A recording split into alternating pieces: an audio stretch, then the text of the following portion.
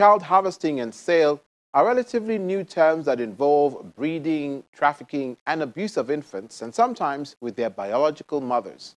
The act, otherwise referred to as baby factory in Nigeria. Infertile women have been found to be major patrons of these baby factories due to the stigmatization of childless couples in and around issues of cultural acceptability of surrogacy and adoption. Baby factory and issues surrounding it is our focus on this program. Welcome to Special Report. I'm Olumide Macaulay.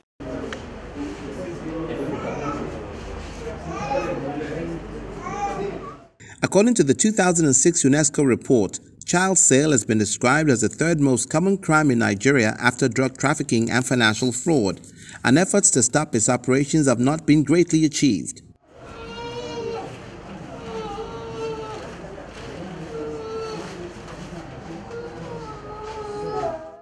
Small businesses are often disguised as private medical clinics, orphanages, or even social welfare homes. These factories are part of the wider human trafficking industry.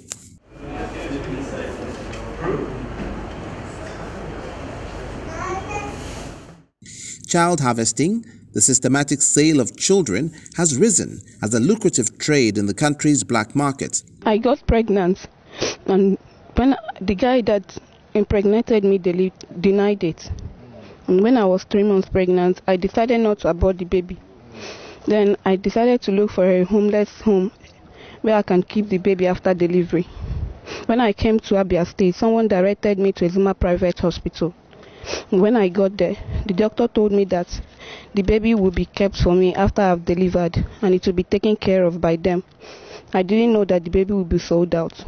I was promised to be given 100,000 naira. Several factors contribute to the existence of baby factories in Nigeria. Social stigma plays a significant part.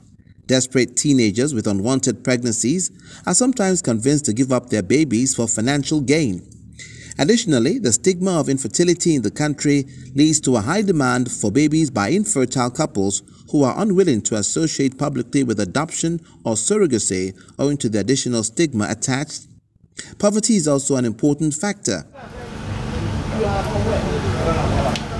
Since it was first described in the United Nations Educational, Scientific and Cultural Organization report in Nigeria in 2006, several more baby factories have been discovered over the years.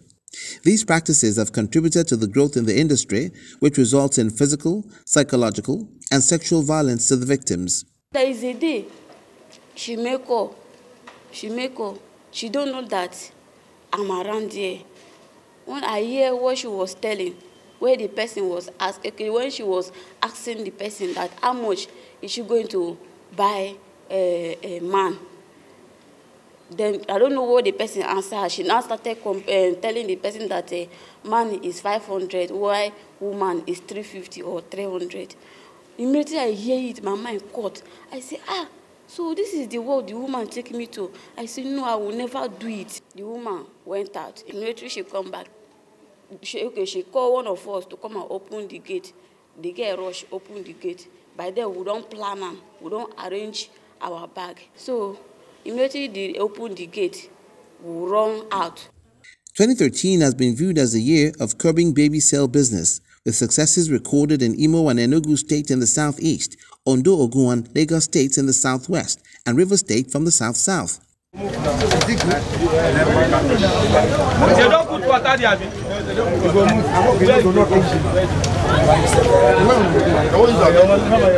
This ugly act seems to be rearing its head again. In August, the Ogun State Police Command arrested two women, Christiana Iyama and Margaret Ogu, who were arrested for operating a baby factory in Agbado area of the state. In a recent move, officers and men of the River State Police Command bust a suspected child trafficking gang operating at the outskirts of Port Harcourt, the River State capital. We could record on 25th of September 2020. 2 little children were stolen from their mother in their shop. One of them, who was just 4 years old then, was called Favor Boniface, and his sister Miracle Boniface. We were solely sitting there, but we were looking for them until recently, on the 23rd of February this year, like just 2 days ago. This woman, I met her in Aba. So she now told me that one of her auntie does not have a child, that she wants to help one of her auntie if I should have any contact of maybe this motherless something. So I told her that for now, I don't have, if I see, I will let her know. Did the exchange of number, she called me and said that have my auntie gotten anything? I told her, I said no, that my auntie have not gotten. She said okay, that she will call me later. Later, she told me that there is a baby. This woman, I gave it. I told her when I go to ministry, she said we try to take. When I call her, she said we have. She called me, I will come there. She give me the child, I give her the money. I cannot say I am a reverend sister now that I have been a disgrace. 44-year-old self-acclaimed Reverend Sister Maureen Wetunwu is the kingpin. Actually, on the 3rd of this month, September 2022, police had information about a house in Aro where some children were being kept by a woman who claims to be a reverend sister. I gave her name as Sister Maureen Wetunwu. Based on the information, we detailed men to go to that place, and she was arrested. The house was searched, and 15 children, ranging from 7 years to 9 years, were all rescued from the woman's house. It took us over 24 hours before we could extract any information from the children.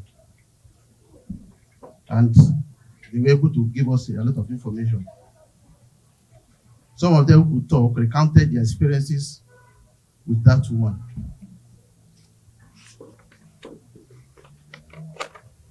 One of them, known as Prosper Godwin, informed us that it was on the 31st of October 2020 that she was kidnapped in Bayelsa State and brought to that woman at Alo, where she met other children.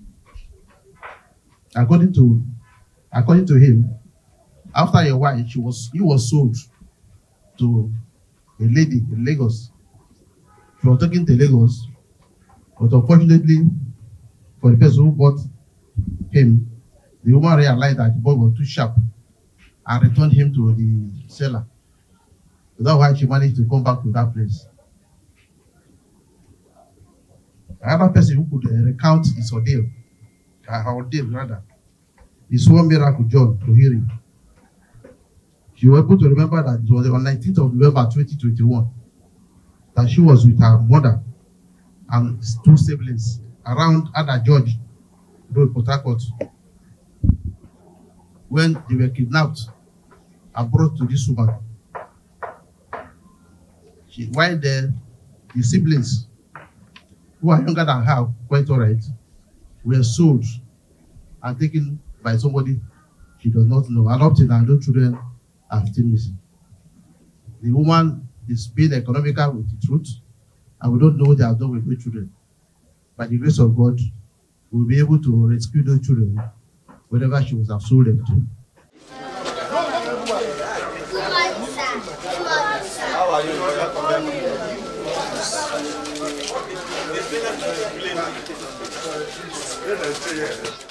Days after 15 children were rescued from captivity, the unexpected happened. An additional rescue was made from the same home. I cannot say I am a reverend sister now that I have been a disgrace, but I believe I am earlier before now. Which order of the Of Victory Missionary Sister is a foreign congregation. Where? It's located, the mother house is in England. I was only Nigerian that have joined that congregation, and the reason why I left the congregation is that even if people should browse it, you will see that the sisters there, they wear trousers. And for me to be enrolled, when I come back to Nigeria and start wearing trousers, I now asked for me to exist. And it was during my exist, they compensated me, and I came back to Nigeria, and I've been managing.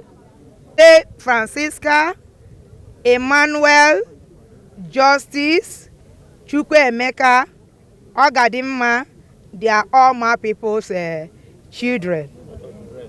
Then the rest, I'm coming now.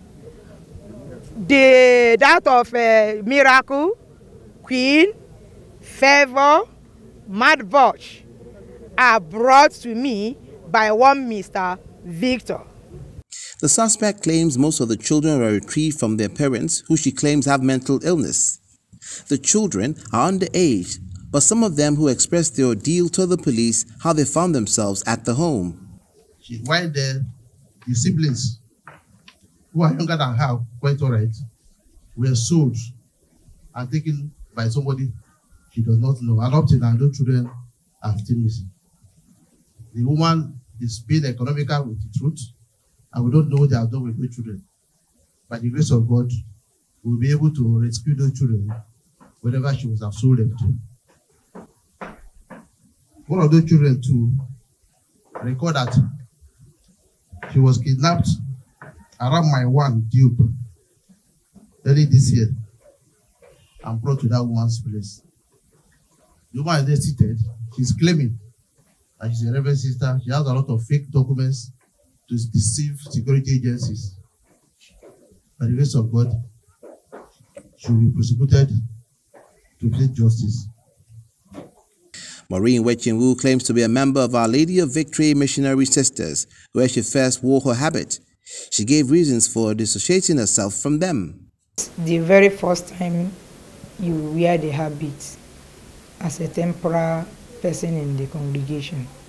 Our Lady of Victory is a congregation that trains Reverend Sisters. Then after the training, if you are qualified, then they will assess you and give you first profession, as I said, wearing the habit for the first time.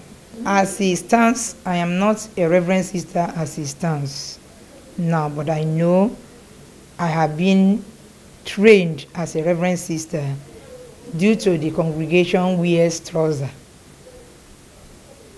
Then I couldn't continue.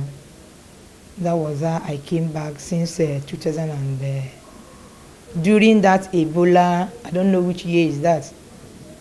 So I came back. Since then I have been around in Nigeria. This claim, however, has not been substantiated. A message sent to the congregation was not replied.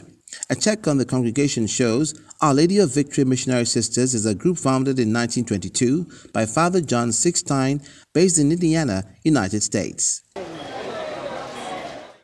A further insight into the allegation took us to Alu, a Port Harcourt suburb, where the lynching involving 4 young men accused of theft occurred in 2012. Alu is 26 kilometers and about 20 minutes drive from the city center. Maureen Wechinwu is the owner of this isolated compound, where herself and the 16 abducted children lived.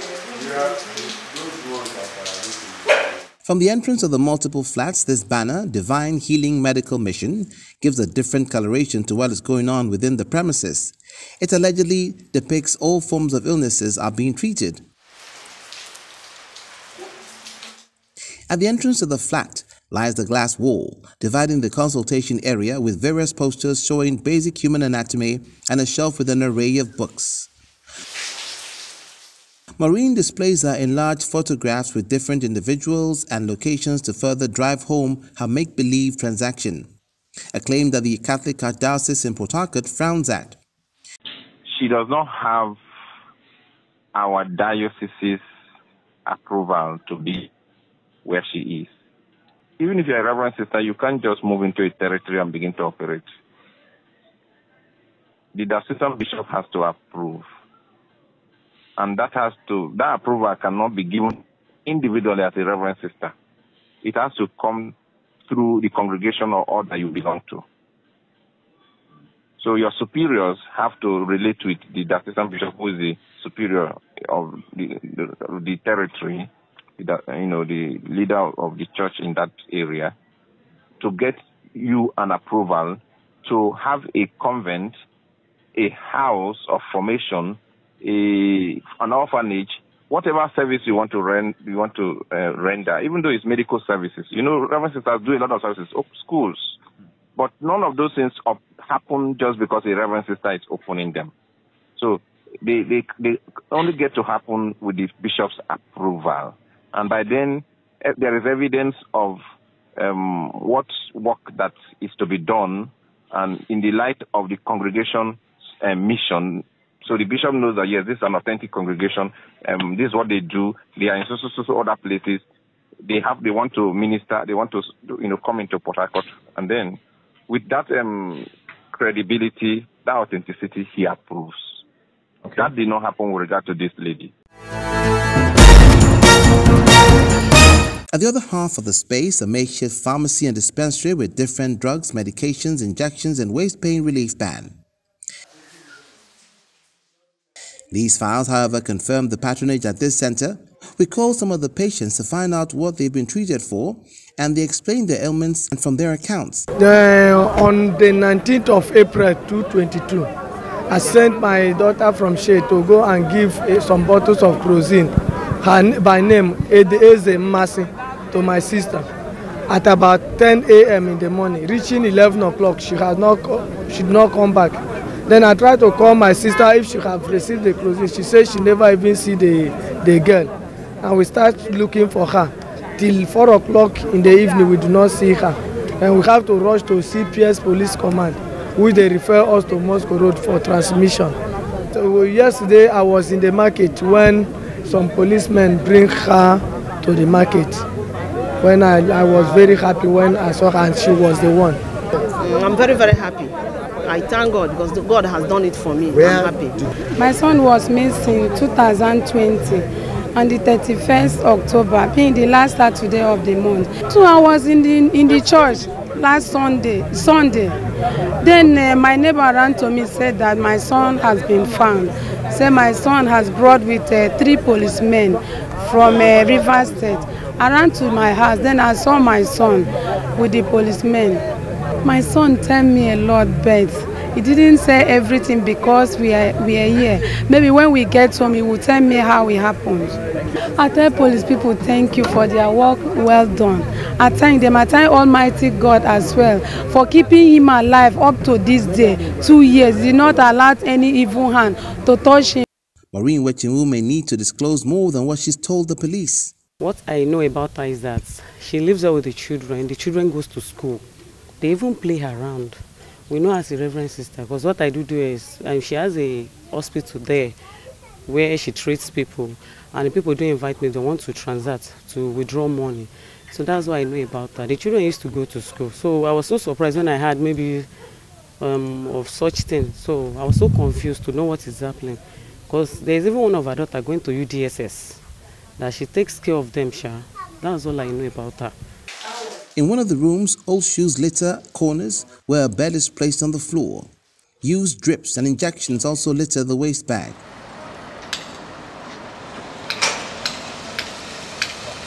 Days after, Maureen Wechimu was dragged before the chief magistrate. The police prosecution team, led by Assistant Superintendent of Police Grace Chigu, slammed the accused with 42-count charge, the highest being murder. The defendant appears in court in high spirits with 2 lawyers.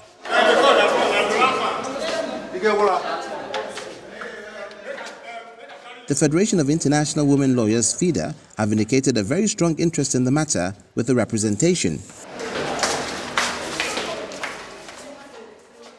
Shortly after the preliminary presentations, the counsel to the defendant, Faithful Jude, reported that the defense were yet to be presented with a charge sheet and that one of the 42 counts was murder, which she argued the court lacked jurisdiction to entertain. This motion went unopposed by the FIDA counsel.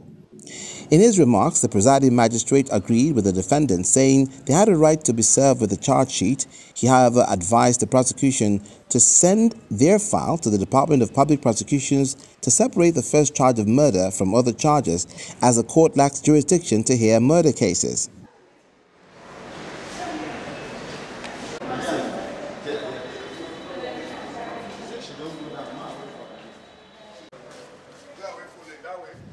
Upon perusal of the application for detention brought by the prosecution, the magistrate ordered that the defendant be remanded in the custody of the Nigerian Correctional Service before asking the counsel to pick a date for adjournment. The case has been adjourned to the 10th of October. The day or day thereabout that I came back, I noticed that the child have taken away as well. And I still met the IPO to tell the IPO the ones I know them very well. Even within them, they brought the mother together with Emmanuel. So when the IPO said the parents came, the mother and the father, I was in sort of being confused that even Emmanuel jumped on them. I wonder how 2 years child can know, because it was at 2 years it was handed over to me. The photograph of the mother is with me. The picture of Emmanuel at that tender age, enlarged, is still with me. But I don't know, but I still take it as one of those things. And they are from Oron in Akwa Ibom State. Then Emmanuel at that stage was equally taken care by me. And when I was doing that, I was not having the intention of running orphanage home, rather to give humanitarian service to the best of my own ability. Then after that comes the one they call justice. Justice was when I was attending a burial of a Reverend Father, Father Felix, in Ubima. On my way going for that burial, I saw a craze, because let me call it craze, because there is difference between a mad person and a crazy person. So squatting down with the baby, and the rain was falling on them. After that, I came back to meet a native of that Omagba precisely, requesting that they should take the child to government down, sleeping in that Omagba where they normally sell their bush meat. It was when the person told me that Ugoma is from Omagba precisely, that it would be better I go to see the family, which I did. So that morning time, they directed me where the Ugoma came from, and I went to see the family. Lo and behold, I met the senior brother to the mother of justice and some families, members of the families. So when I brought up the issue that it is child abuse, they should take the child to social welfare if they can abuse such baby. And justice was going to 2 years and when the incident, when the family, the uncle, I mean to say, said that Ugoma have them up to 3. But some people have taken, one other woman took one, and one other woman too took the male child too, that Ugoma has 3 kids. So that was when the family now seek if I can assist in taking care. I say no problem. And these were the 3 keys I knew freely was given to me, and I was equally nurturing them, sending them to school. Before Ogademma is giving birth by a mad woman. Tackling baby factories will involve a multifaceted approach that includes advocacy, and enacting of legislation barring baby factories and infant trafficking and harsh consequences for their patrons. There should also be programs to educate young girls on preventing unwanted pregnancies, methods of improving awareness and acceptability of adoption and surrogacy, and reducing the administrative and legal bottlenecks associated with these options for infertile couples should also be explored. That's our package for this week. Thank you very much for tuning in. I'm Olumide Macaulay. Bye for now.